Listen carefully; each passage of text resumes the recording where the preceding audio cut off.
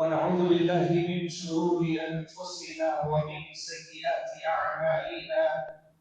من يهده الله فلا مضل له ومن يضلل فلا هادي له، وأشهد أن لا إله إلا الله وحده لا شريك له، وأشهد أن محمدا عبده ورسوله. أما بعد، فإن خير الحديث كتاب الله، وخير الهدى هدي محمد صلى الله عليه وسلم، وشر الأمور محدثاتها، وكل محدثة بدعة، وكل بدعة ضلالة، وكل ضلالة في النار. أعوذ بالله من الشيطان الرجيم. بسم الله الرحمن الرحيم. يا أيها الذين آمنوا اتقوا الله حق تقاته ولا تموتن إلا وأنتم مسلمون. يا أيها الناس اتقوا ربكم الذي خلقكم من نفس واحدة وخلق منها زوجها وبث منهما رجالا كثيرا ونساء، واتقوا الله الذي تساءلون به والأرحام إن الله كان عليكم رقيبا. يا أيها الذين آمنوا اتقوا الله وقولوا قولا سديدا يصلح لكم أعمالكم ويغفر لكم ذنوبكم، ومن يطع الله ورسوله فقد فاز فوزا عظيما. وقال الله عز وجل: يا أيها الذين آمنوا لا تأكلوا أموالكم بينكم بالباطل وتدلوا بها إلى الحكام لتأكلوا فريقا من أموال الناس بالإثم وأنتم تعلمون. ہر قسم کی تعریف، توصیف، کبریائی، بڑائی اللہ وحدہ لا شریک کے لیے لائق و زیبا ہے، جو پوری کائنات کا تنے تنہا خالق و مالک و پالنہار ہے۔ بعدہ درود و سلام ہو تمام انبیاء کرام پر، بالخصوص میرے آپ کے آخری نبی جناب محمد رسول اللہ صلی اللہ علیہ وسلم پر۔ عزیز بھائیوں، خطبہ مسنونہ میں جس آیت کریمہ کی میں نے تلاوت کی، اللہ تعالیٰ نے فرمایا: اے اہل ایمان، آپس میں ایک دوسرے کے مال کو باطل طریقے سے نہ کھایا کرو، اور کسی اور کا مال اپنے مال کو اپنا مال بنانے کے لیے قاضیوں کو، ججوں کو، وکیلوں کو رشوت نہ دیا کرو، انہیں پیسے نہ دیا کرو کہ تم گناہ کے راستے سے کسی اور کے مال کو اپنا مال بنا لو۔ اے بھائیوں، انسان مال کی محبت میں آئے دن برباد ہوتا جا رہا ہے، کبھی لہو و لعب کی تجارتوں میں پڑ کر، کبھی حرام خوری میں پڑ کر، کبھی سودی معاملات میں پڑ کر، کبھی چوری اور ڈکیتی میں پڑ کر انسان خود کو تباہ و برباد کر رہا ہے۔ اور انہی حرام مالوں میں سے ایک طریقہ ہے رشوت خوری کے ذریعے مال کو اپنا بنانا۔ رشوت لینا ہو یا دینا ہو، یہ قابل جرم کہلائے گا، اور رشوت لینے اور دینے والے کے درمیان اگر کوئی بروکر بنتا ہے وہ بھی قابل مجرم ہوگا، وہ بھی سزا یافتہ ہوگا۔ جتنا گناہ دینے والے کا، جتنا گناہ لینے والے کا، اتنا ہی گناہ ان دونوں کے درمیان ڈیل کرانے والے کا بھی ہوگا۔ انسان مال کی محبت میں بڑا شدید ہوتا ہے، تھوڑے بہت سے مال کو اپنا بنانے کے لیے حلت و حرمت کے تمام اعمال کو، تمام احکامات کو پاؤں تلے رون دیتا ہے۔ اللہ رب العالمین نے قرآن مجید میں انسان کی کثرت مال کی محبت کو دیکھ کر کہا وَإِنَّهُ لِحُبِّ الْخَيْرِ لَشَدِيدٌ، کہیں اللہ نے فرمایا وَتُحِبُّونَ الْمَالَ حُبًّا جَمًّا، کہیں فرمایا أَلْهَاكُمُ التَّكَاثُرُ، کہ کثرت کی خواہش نے تمہیں ہلاک و برباد کر کے رکھ دیا ہے۔ حَتَّى زُرْتُمُ الْمَقَابِرَ، یہ مال کی جو تڑپ تمہارے دلوں میں ہے یہ کب تک رہے گی؟ جب تک کہ تم خود کو قبر تک نہ پہنچا دو، یہ تب تک رہے گی۔ انہی گناہوں میں سے ایک گناہ رشوت خوری ہے کہ کسی اور کے مال کو، جائیداد کو، کسی اور کے حق کو اپنا حق بنا لینا۔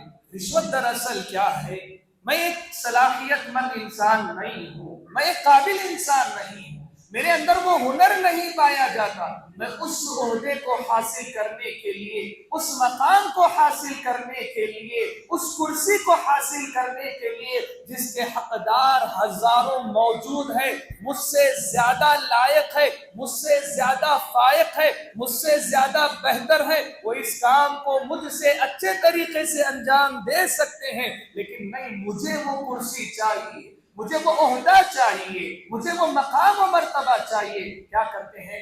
رشوت دیتے ہیں اور اپنے آپ کو اس مقام و مرتبے پر لے جا کر کھڑا کرتے ہیں، اور ان رشوت دینے والوں کی وجہ سے، ان رشوت لینے والوں کی وجہ سے کئی ایسے قابل، ہنرمند افراد، باصلاحیت افراد، اس کرسی کے بہترین لائق افراد بے روزگار ہو کر بیٹھ جاتے ہیں۔ اسی لیے نبی کریم صلی اللہ علیہ وسلم نے رشوت کو ایک بڑا جرم قرار دیا۔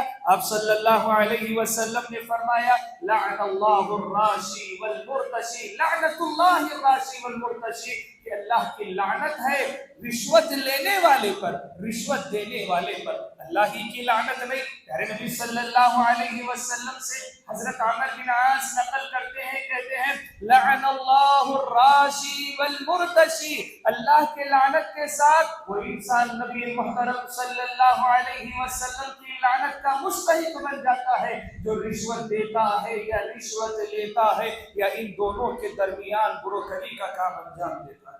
یہ سب لعنت کے مستحق ہے، اور یہ لعنتیں اس انسان کو تباہ کرنے کے لیے، اس انسان کی بربادی کے لیے، اس انسان کے ذہنی سکون و اطمینان کو ختم کرنے کے لیے، اس انسان کو جہنم میں ڈالنے کے لیے کافی ہو جاتی ہے۔ رشوت ایک بڑا گناہ ہے میرے بھائیو۔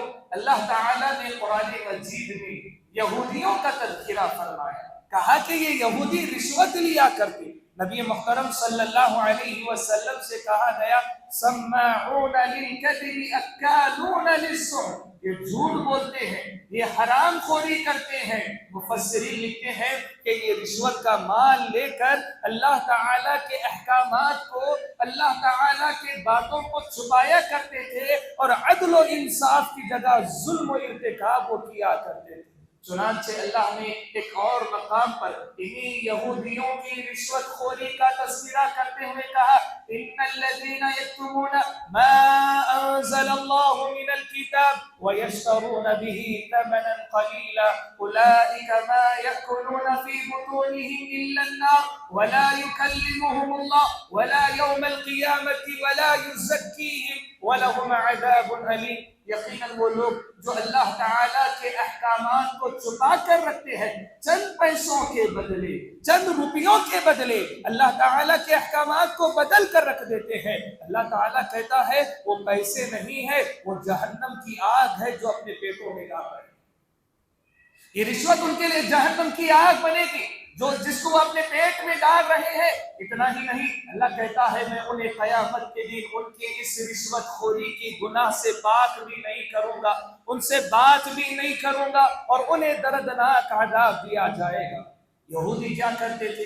اگر ان کے پاس کوئی کم درجے والا غریب یا فقیر انسان آتا، یہ احکامات کو پورا پورا بتایا کرتے، زنا کیا ہے اس کی سزا یہ ہے، چوری کیا ہے اس کی سزا یہ ہے۔ لیکن اگر ان کے پاس کوئی مالدار آتا، عہدے والا آتا، منصب والا آتا، یہ کیا کرتے؟ اس سے کچھ رقم لے لیتے تھے اور اللہ کے احکامات کو بدل کر پیش کیا کرتے تھے۔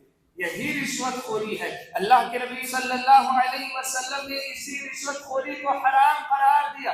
رشوت خوری صرف مال کے ذریعے نہیں، کبھی تعریفوں کے ذریعے بھی ہوتی ہے۔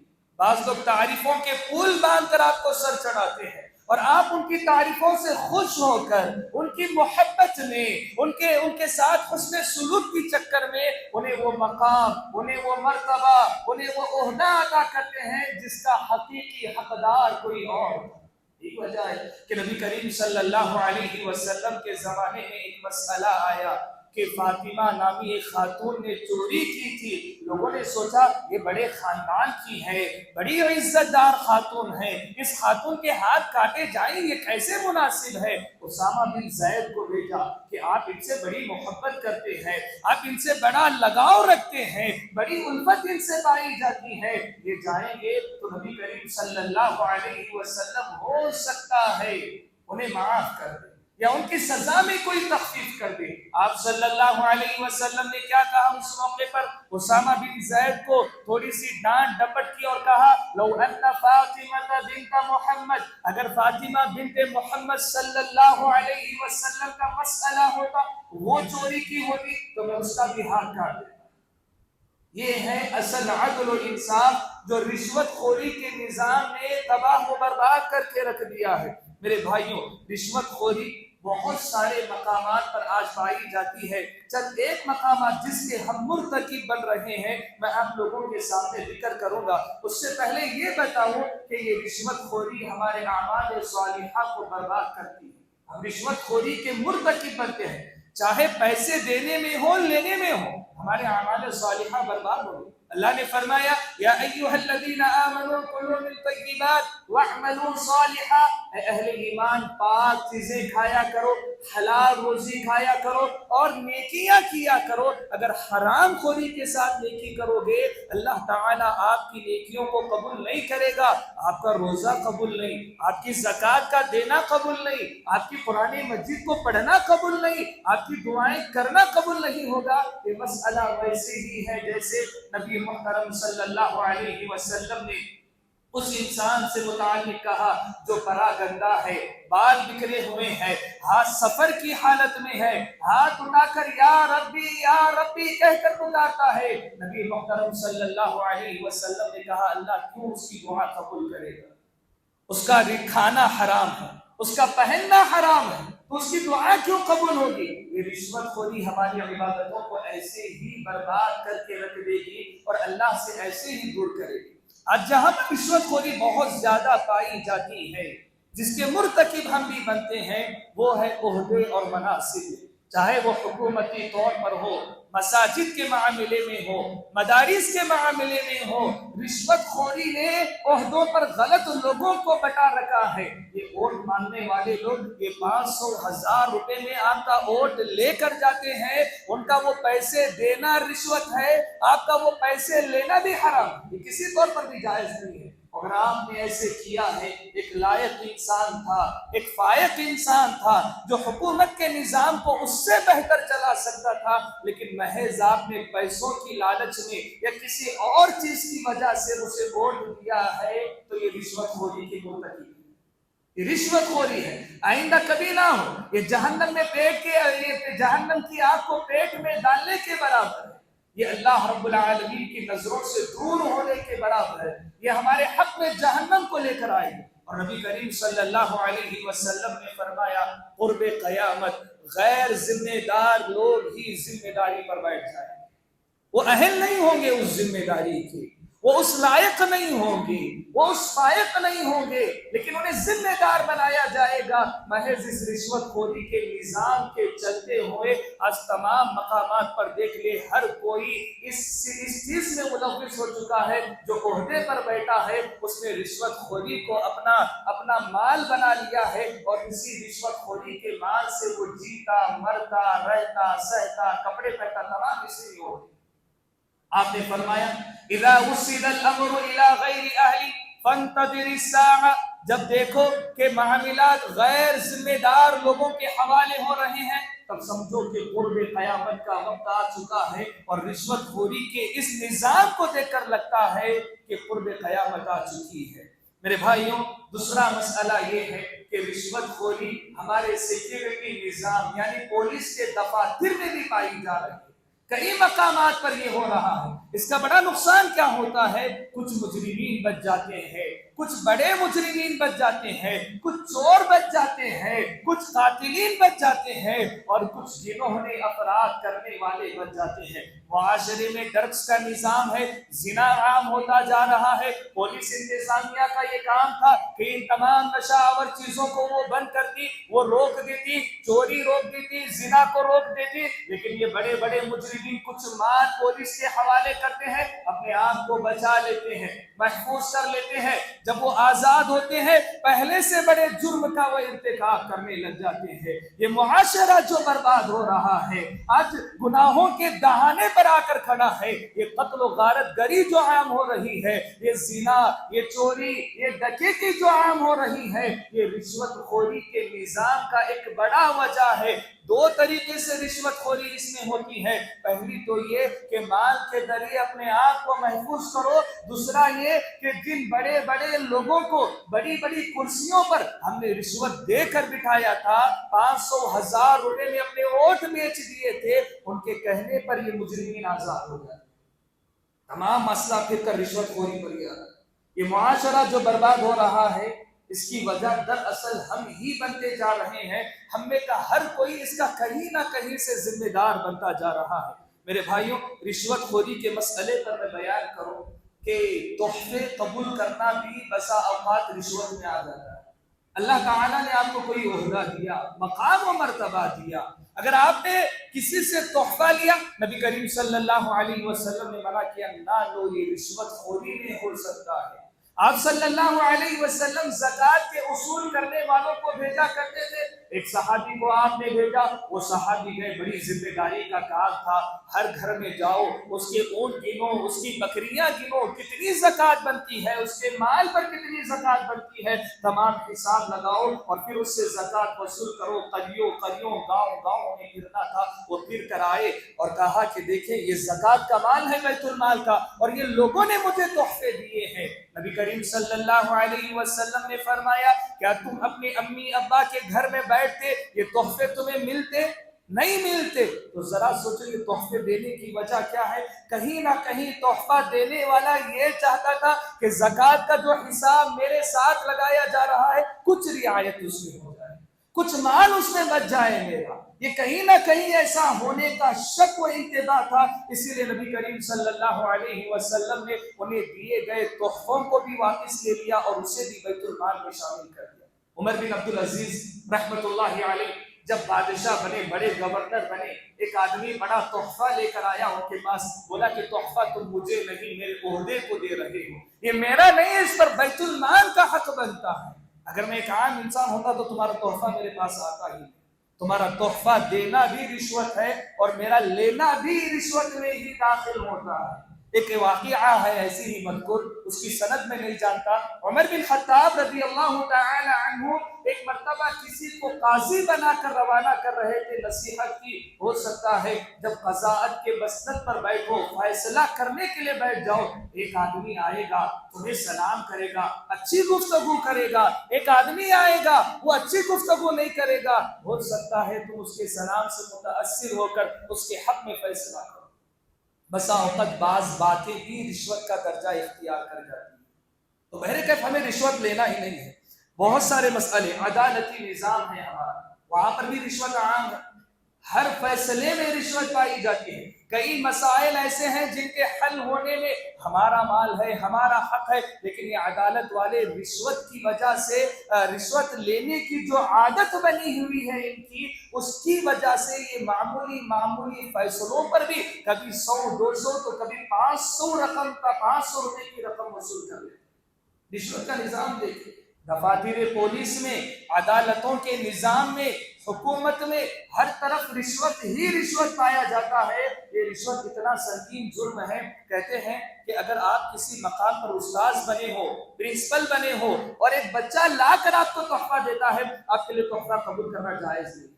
آپ کے ساتھ 100 بچے ہیں، 50 بچے ہیں، اگر آپ نے اس ایک بچے کا تحفہ قبول کر لیا، اس کی شرارتوں کو نظر انداز کرو گے، اس کے دیر سے آنے کو نظر انداز کرو گے، اس کی چھٹیوں کو نظر انداز کرو گے، اور اگر وہ کوئی چیز آپ کو بول دیتا ہے، کچھ اٹ پٹام اس سے مدرسے میں یا اسکول میں یا کالج میں ہو جاتی ہے، آپ نظر انداز کرو گے۔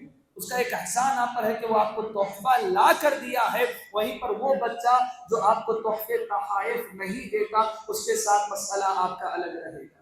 لہٰذا آپ کو ایسے نہیں کرنا ہے۔ ایک مرتبہ ہارون رشید کے زمانے میں ایک بہترین قاضی کو مقرر کیا گیا، کسی کا فیصلہ انہیں کرنا تھا، فیصلے سے پہلے وہ انسان ان کے پاس آتا ہے، اچھی گفتگو کرتا ہے اور کچھ مال رقم ان کو دے کر چلا جاتا ہے۔ یہ قاضی سیدھے بادشاہ سے شکایت کرتے ہیں کہ اس نے مال اور رقم بطور تحفہ مجھے دیا ہے، لیکن یہ تحفہ نہیں ہے، یہ رشوت ہے کہ کل اس کے بارے میں فیصلہ سنانے والا ہوں اور اس سے پہلے یہ تحفہ دے رہا ہے، نام تحفے کا ہے لیکن در حقیقت یہ رشوت ہی میں شمار ہو۔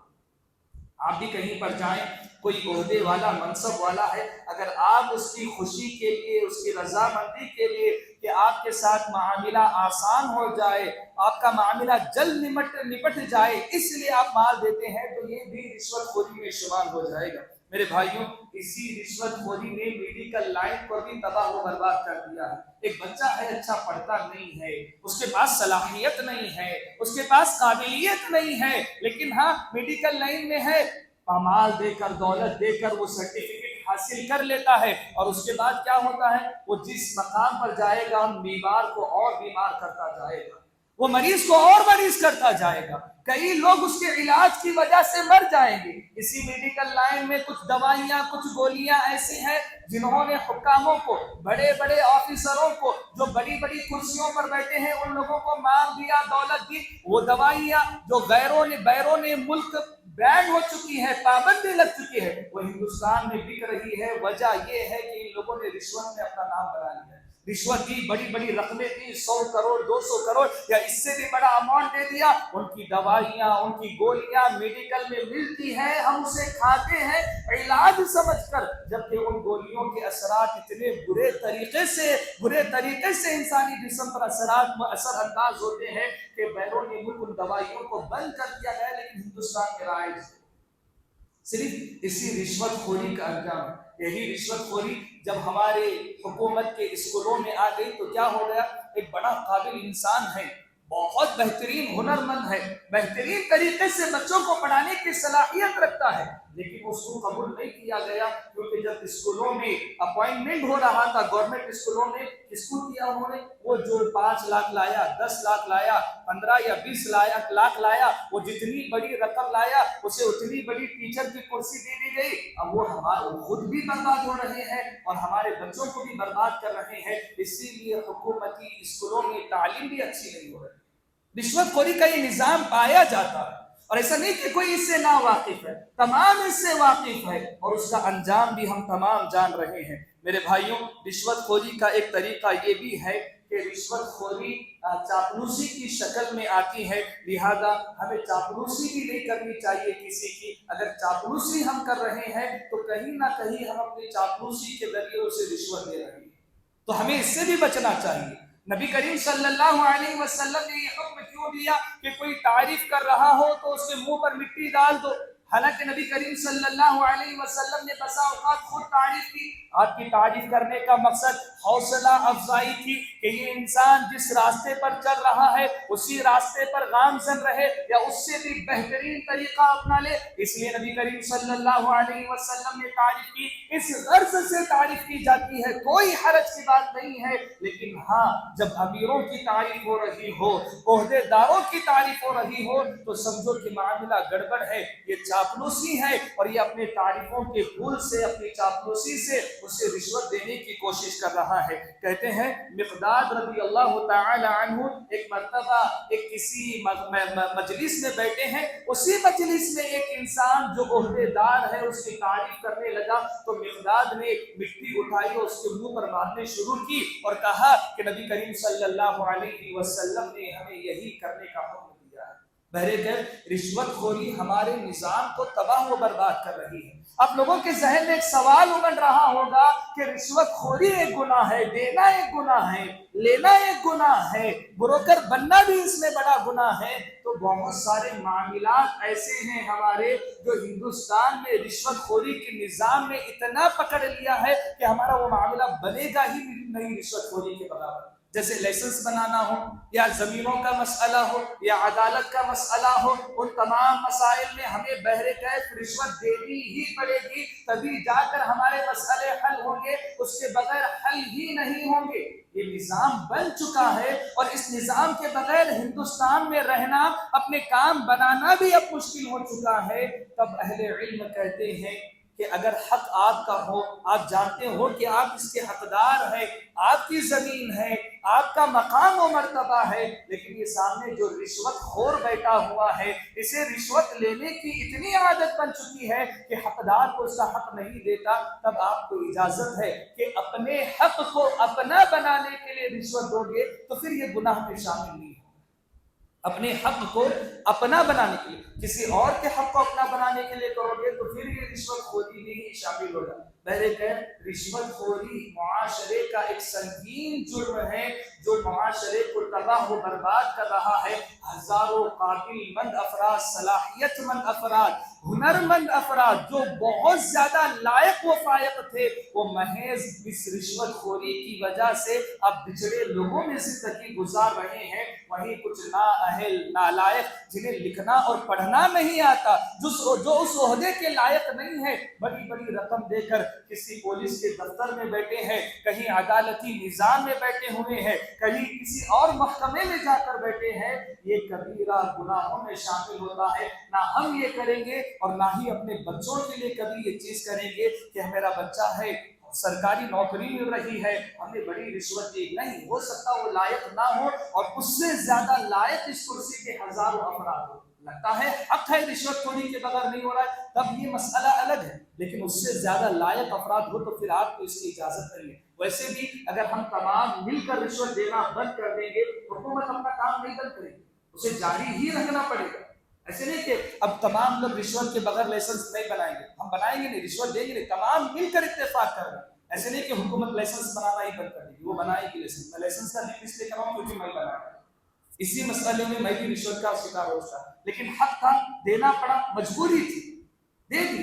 تو ہم تمام مل کر اتفاق کر لیں، پورا حیدرآباد مل کر اتفاق کر لیں، رشوت بند ہونی چاہیے، وہ بند ہو کر رہے گی۔ لیکن کچھ نااہلوں کی وجہ سے آج یہ سر پکڑ چکا جرم ہے، اور اس جرم سے ہمیں خود کو بچانا ہے تاکہ صالح معاشرہ بن سکے، صالح لوگوں کے قابل لوگوں کی مانگ بڑھ سکے، اور ہر ذمہ دار کو، ہر صلاحیت مند کو اس کا مقام و مرتبہ ملے۔ ہمیں ایسی ہی ٹھوکر مارنا ہے اس مال پر جیسے عبداللہ بن رواحہ نے ماری کہ نبی کریم صلی اللہ علیہ وسلم نے خیبر کی زمین کا انہیں اندازہ کرنے والا مقرر کیا کہ کہاں کتنا مال نکلتا ہے، مسلمانوں کا کتنا بنتا ہے، زراعت میں مسلمانوں کا کتنا حق بنتا ہے، یہودیوں کا کتنا بنتا ہے، اندازہ لگانے کے لیے انہیں بھیجا جاتا تھا۔ عبداللہ بن رواحہ ایک مرتبہ گئے تو یہودیوں نے سونے اور چاندی کی زیورات ان کے سامنے رکھی، ٹھوکر مار دی سونے اور چاندی کے زیورات کو، ٹھوکر مار دی، لیتے کسی کو پتا بھی نہیں چلتا، اکیلے گئے تھے عبداللہ بن رواحہ، کسی کو پتا بھی نہیں چلتا۔ لیکن جب آپ لوٹے اندازہ کر کے کھیتوں کا، یہودیوں کو مخاطب کر کے کہا کہ مسلمانوں کا اتنا حق بنتا ہے، تمہارا اتنا حق بنتا ہے، وہ جو کچھ دیر پہلے رشوت دے رہے تھے جسے عبداللہ بن رواحہ نے ٹھوکر ماری، وہ رشوت دینے والے کیا کہہ رہے تھے معلوم؟ قد قامت السماوات والارض، اے عبداللہ بن رواحہ تمہارا یہ عدل ہے، تمہارا یہ انصاف ہے جس کی وجہ سے آسمان و زمین اپنی جگہ پر قائم ہے۔ تو رشوت خوری میں ملوث نہیں ہونا ہے۔ ہو سکتا ہے آپ کو بھی بڑے بڑے آفرز آئے کہ یہ کرو وہ کرو، یہ مال آپ کا، یہ دولت آپ کی، لیکن اگر پتہ چلے کہ یہ رشوت کا مال ہے تو آپ کبھی اسے قبول نہیں کریں گے۔ اللہ تعالیٰ سے دعا ہے اللہ تعالیٰ ہمیں رشوت خوری سے بچائے، اس سنگین جرم سے معاشرے کو پاک و صاف کرے، صلاحیت مند افراد، ہنرمند افراد کو ان کا مقام و مرتبہ مل جائے، اور نالائق اور نافائق افراد کو اللہ تعالیٰ بچڑے لوگوں میں کر دے۔ اقول قولی ھذا استغفر اللہ لی ولکم ولسائر المسلمین۔